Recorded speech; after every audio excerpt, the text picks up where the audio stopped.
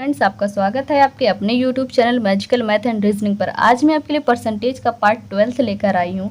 इससे पहले मैंने ऑलरेडी पार्ट 11 बना रखे हैं। जो भी फ्रेंड्स पहली बार मेरी चैनल पर आकर विजिट कर रहे हैं उनसे मेरा एक रिक्वेस्ट है कि वो मेरे बाकी के पार्ट देख लें, क्योंकि अगर डायरेक्टली आप पार्ट मेरे 12 को देखेंगे तो थोड़ी सी आपको समझने में प्रॉब्लम होगी। मैंने अपने प्लेलिस्ट का लिंक अपने डिस्क्रिप्शन बॉक्स में दे रखा है, जहाँ से आप मेरे बाकी का पार्ट देख सकते हैं। तो फ्रेंड्स, मेरा एक रिक्वेस्ट है आपसे कि इस वीडियो को बिना स्किप किए अंत तक देखिएगा। तो चलिए फ्रेंड्स, हम लोग बिना टाइम वेस्ट आज की क्लास को स्टार्ट करते हैं। फ्रेंड्स, सबसे पहले हम लोग देख लेते हैं कि मैंने एक नोट लिखा हुआ है कि उसमें क्या है।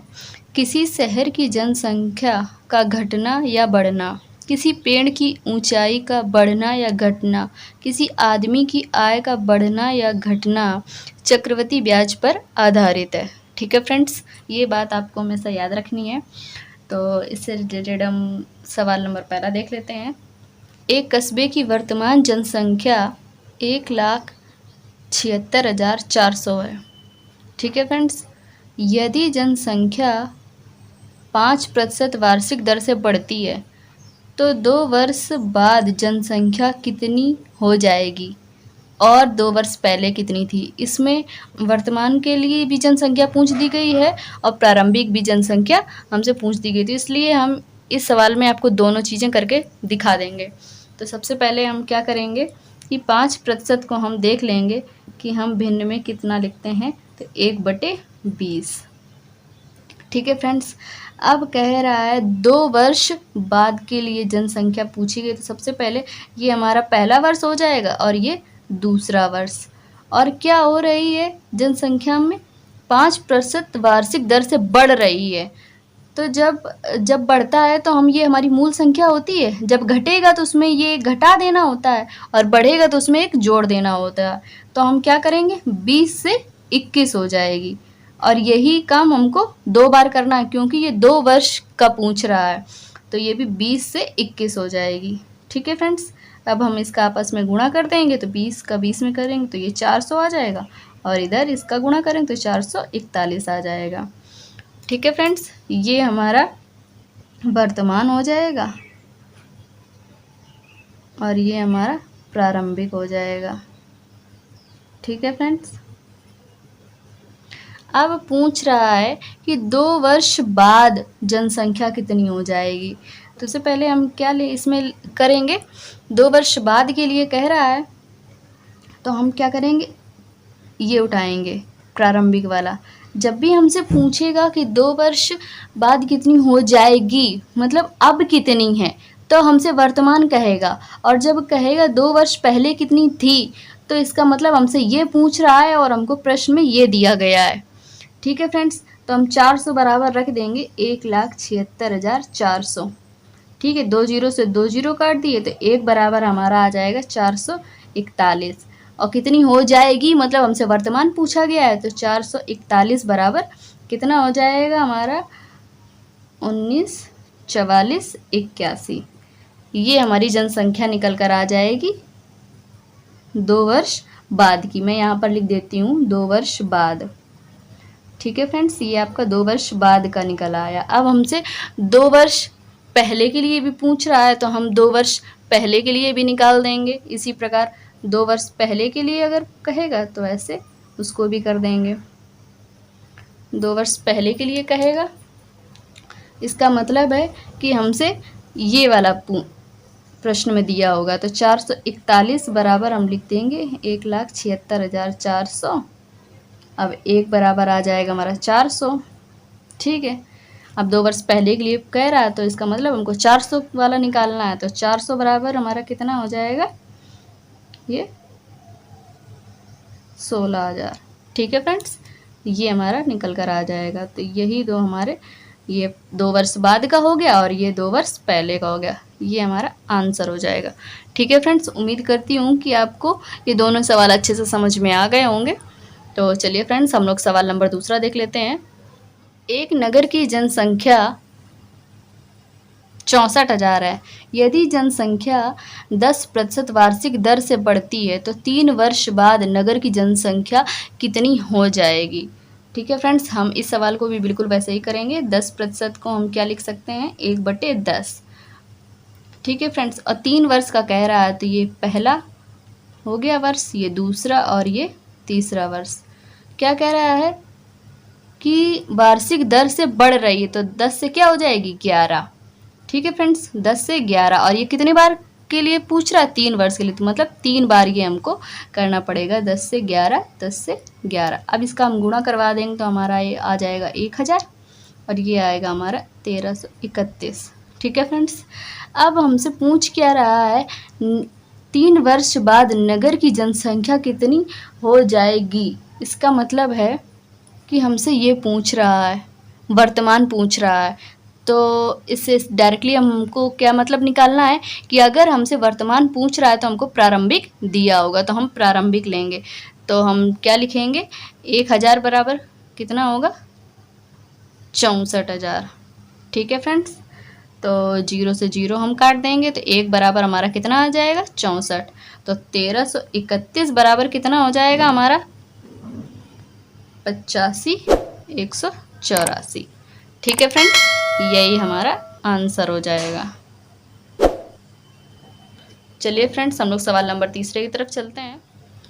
किसी सेना के 10% जवान शहीद हो गए, शेष में से 10% रोगग्रस्त हो गए, शेष में से 10% घायल हो गए। सक्रिय जवानों की संख्या 72,900 बची, 72,900 बची। तो मूल रूप से कितने जवान थे।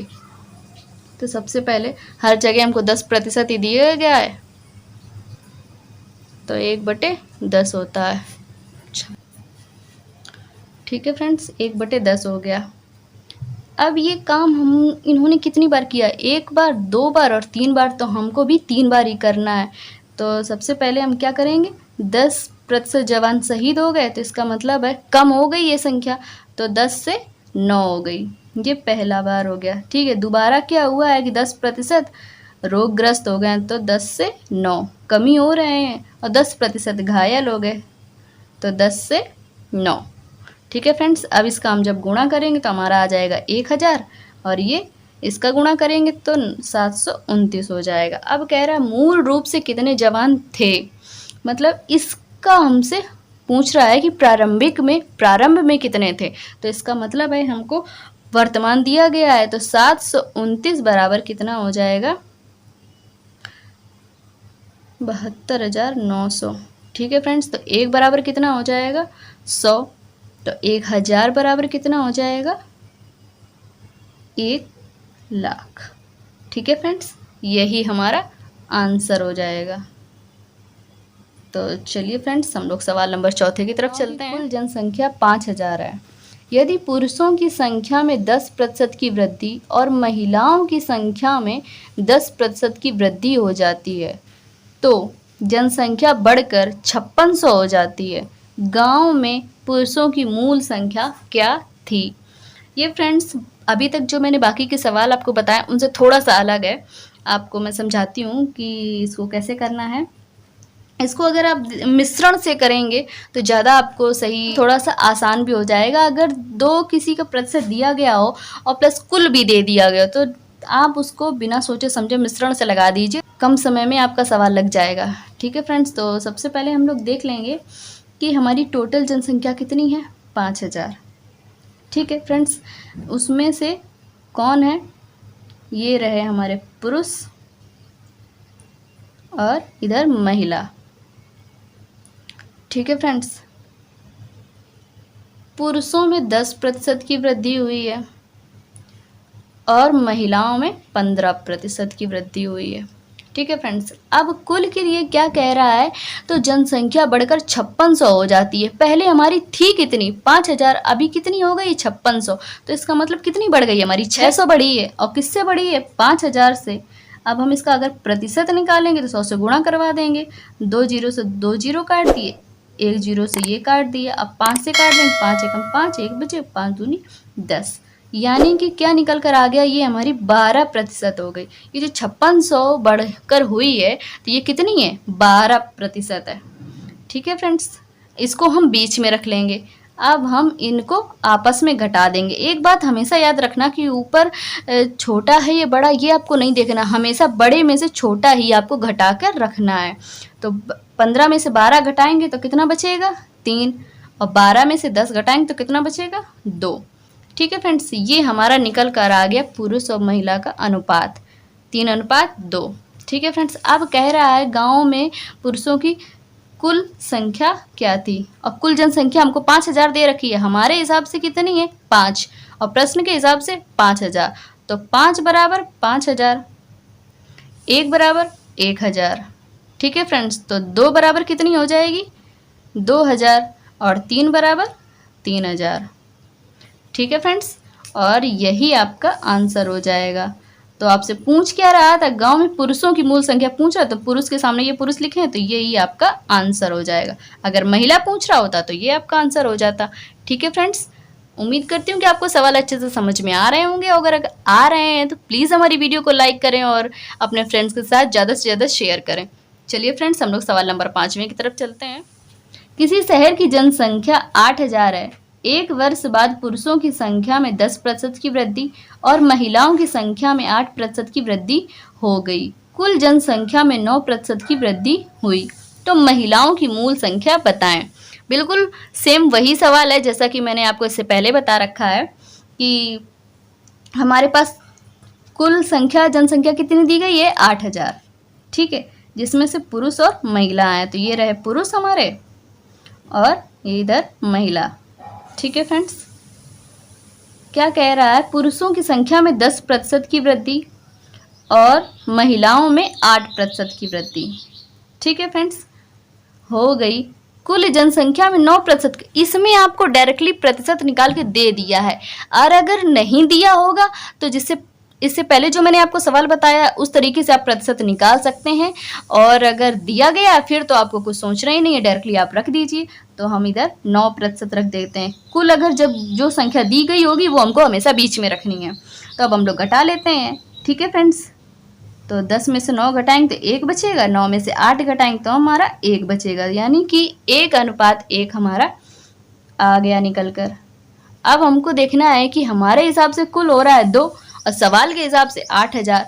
तो 2 बराबर 8000, 1 बराबर 4000, तो इधर भी 1 बराबर आ जाएगा हमारा 4000, और इधर भी 1 है तो इधर भी हमारा क्या आ जाएगा 4000।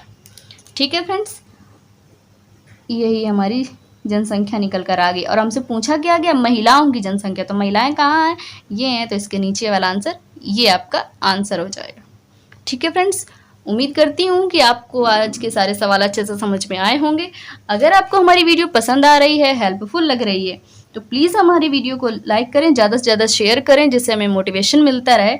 और सब्सक्राइब करना ना भूलें। सब्सक्राइब करने के बाद बेल आइकन जरूर ऑन कर लें, जिससे हमारी वीडियो से जुड़ी सारी अपडेट आपके पास तुरंत पहुँचती रहें। और आपको ये हमारा वीडियो कैसा लगा प्लीज़ हमें कमेंट करके ज़रूर बताएँ। Thank you.